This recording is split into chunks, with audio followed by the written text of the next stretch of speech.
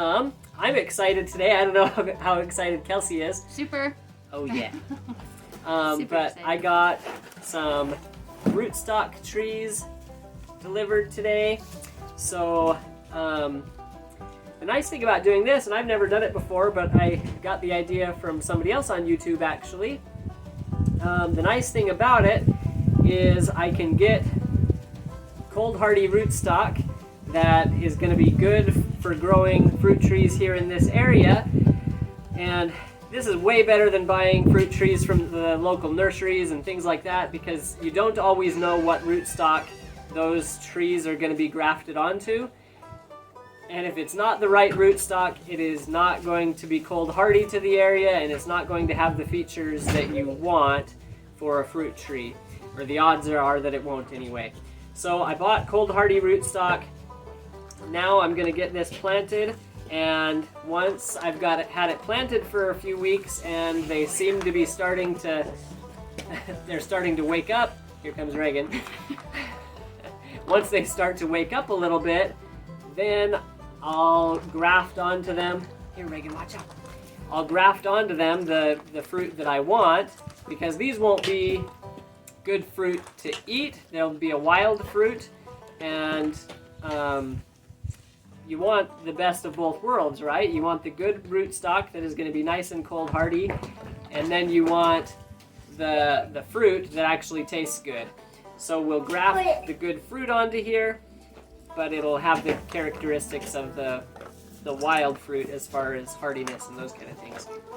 So for unboxing these, they do have some instructions. What? I'm just super distracted. There's a lot going on.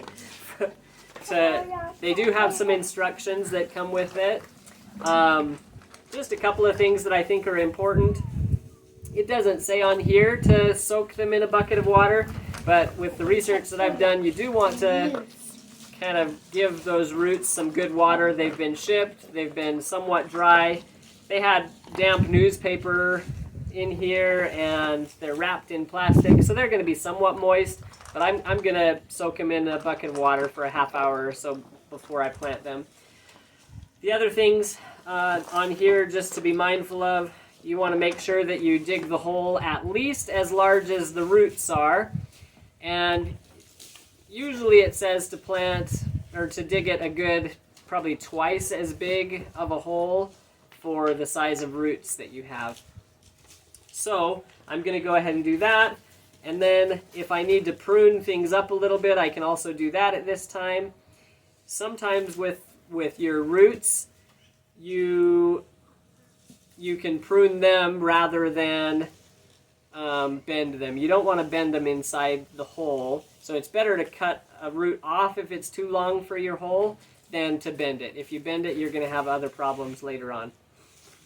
As far as pruning goes, I probably won't do any pruning unless they're dead or, sick-looking branches. I probably won't prune them at this time. If your roots don't look great, you can prune back the tree a little bit to match the size of the root ball that you have. So let's go pick a couple of spots, and we'll start planting. I feel like you should tell them what kind of trees you have. Oh, okay. So I bought 3 rootstock that are compatible with apple trees, 3 that are compatible with plum trees, and then 2 that are compatible with pears. And actually, one of the apples and one of the plums I plan on not grafting onto and leaving as just a rootstock tree, so that I can prune off of that and root the cuttings or dig up cuttings and things like that. That'll just make it so I never have to buy rootstock again. I'll always have some rootstock if I do that. And that'll save me money in the future. Buying rootstock is actually a little cheaper than buying the tree that's already grafted onto. These cost me $4.50 each.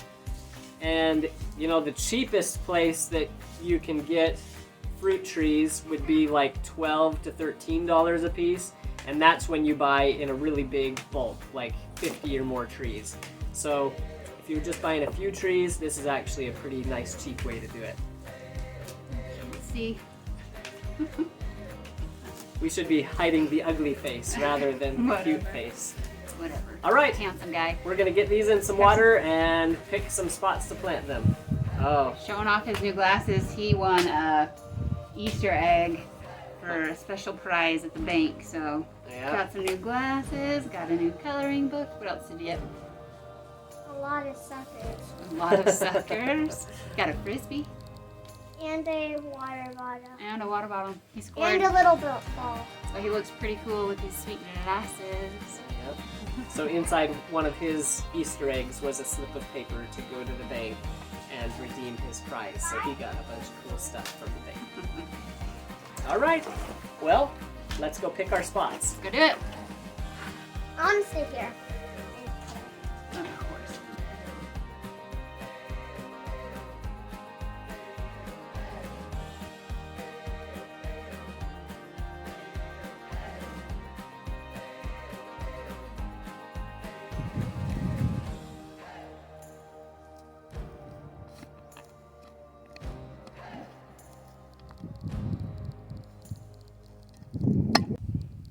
Okay, so I've dug the hole deeper than the roots and wider than the roots, and that's to give the roots a good head start. You don't want to plant deeper than what the roots are. If this was a grafted tree that was already grafted onto, you want to be very careful not to plant, you know, where the dirt is above that graft, or it'll rot and it'll get a fungus and die. So I've got the top root about right there, so I'm gonna just be right below, well, put that right below the soil level. I am gonna leave a little bit of a hole so that we can fill it with water and so that it'll retain water a little bit better. If you bring in mulch or those kind of things, you just want to be careful not to put the mulch up against the tree. You want to leave, you know, a good foot diameter circle around the tree with no mulch or anything. So one of the things you want to do in permaculture is kind of study your land and decide what seems to be working already with nature. So we've got this little patch of cottonwood trees kind of right in the middle of nothing in the pasture here. So I figure if it's good soil for cottonwood trees and they like it here, there must be a reason.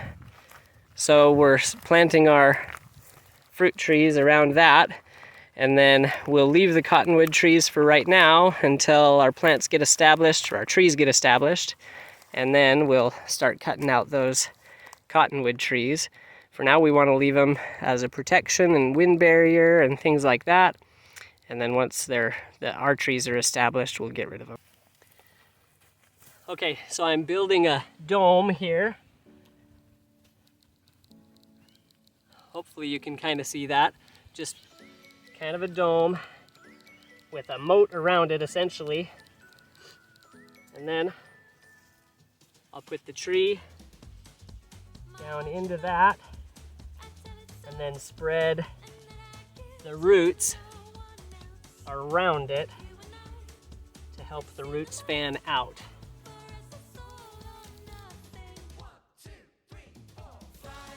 The roots that are higher on the trunk, I'm going to pull back out as I bury the bottom ones and then fan them out again.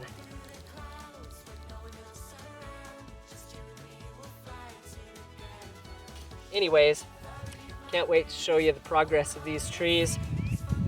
And in a few weeks, as these start to wake up a little bit more and the sap starts flowing a little bit, I'll get out here and get these grafted with something else. These are long enough that I'll probably graft them or cut them a little bit low to graft, and then I'm going to take what's left as a cutting and try to root those and get another free apple tree. So anyways, thanks for watching. If you like this kind of thing, make sure you like and share and subscribe so that you see our progress along the way. Thanks. Okay, I'm gonna get just a little bit sentimental here for a second, but today happens to be my father-in-law's birthday, and he passed away about 2.5 years ago of cancer. And he taught me everything about rootstocks and apple trees and pear trees and, you know, fruit trees in general, or just, you know, gardening topics. The guy was amazing, and he was a wealth of information. And more than that, he was just genuinely an amazing person. He was kind, and you could meet him for 2 minutes and he would treat you like you were his best friend in the world. And he did that for people. And anyways, I certainly want to be more like him. There are others in our family who are wonderful and worthy of being emulated as well. But the guy was amazing with fruit trees. At his funeral, some of the speakers talked about his love of fruit trees. He planted an orchard over where my mother-in-law still lives on their property. And he did everything he could to share with others as well. So he would order bulk trees. He did this for several years in a row, but he would order bulk trees. He had to order at least 50, but sometimes he would do up to hundreds in a year. And then he would share them with other people because you got a really good price when you bought them in such bulk. He gave away a lot of trees. He would sell them at cost for people, but he never made a penny off of it. He probably lost money more than anything. I know he gave Kelsey and I trees in our first home. I was reading in his life sketch or life story, life history that he wrote before he passed, and he calculated that he had purchased over 2,000 trees and helped others plant over 2,000 trees in addition to the ones that he planted himself in his lifetime. And that's quite a legacy. We had one of the speakers in the funeral, one of his boys, asked if the congregation would stand if they had ever been given an apple tree or apples or vegetables from his garden at any point in Marvin's life. And I'm feeling a little emotional, but you know, it was probably 90% of the congregation there, and it was a big funeral because he was well loved. But anyways, so many people had benefited from his genuine kindness. What an awesome guy. So it's kind of a tender mercy for me as I'm out here planting these trees that just happened to get delivered on his birthday.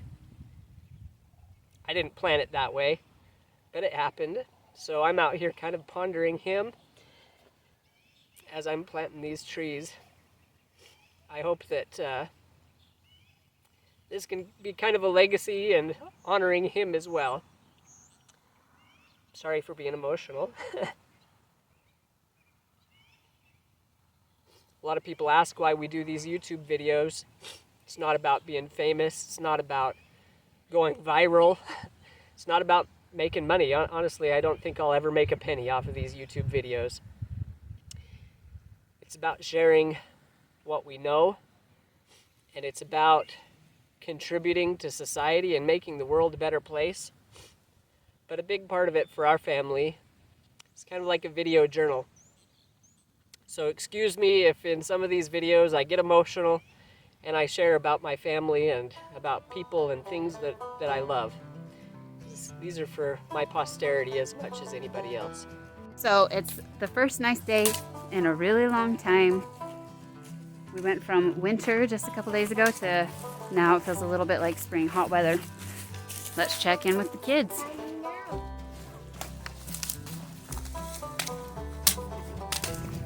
Show us your moves, Reagan. Woo! Like Kung Fu Panda.